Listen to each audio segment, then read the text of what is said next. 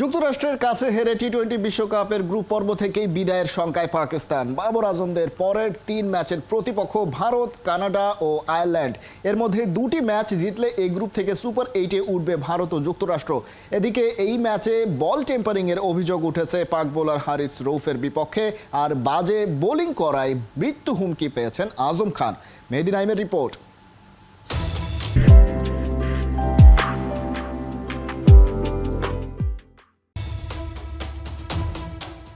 চলতি টি-20 বিশ্বকাপের প্রথম অঘটন দেখল বিশ্ব চ্যাম্পিয়ন পাকিস্তানকে সুপার ওভারে হারিয়ে চমকে দিল আয়োজক যুক্তরাষ্ট্র। বাবর আজমদের পরের 3 ম্যাচ ভারত, কানাডা ও আয়ারল্যান্ডের বিপক্ষে। ভারতের বিপক্ষে জেতা কঠিন হবে পাকিদের।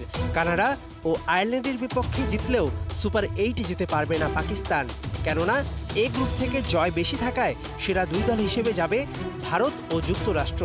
তাহলে কি গ্রুপ পর্ব থেকেই বিদায় পাকিস্তানের? যুক্তরাষ্ট্র বুঝিয়ে দিয়েছে বাংলাদেশের সঙ্গে সিরিজ জয় কোনো অঘটন নয়, বরং নিজ দেশে ওরা অন্যতম ফেভারিট। এমনকি ভারতকে হুঙ্কার দিচ্ছে।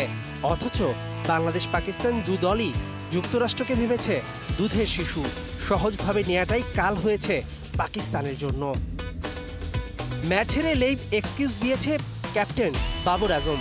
প্রথম 6 ওভারে বাজে ব্যাটিংই নাকি দায় হারের। এমন ম্যাচে বল টেম্পারিংয়ের অভিযোগ উঠেছে হারিস রৌফের উপর। বিষয়টির সত্যতা যাচাই করতে নেমেছে আইসিসি। অভিযোগ প্রমাণ হলে শাস্তি পেতে হবে পাক বোলারকে।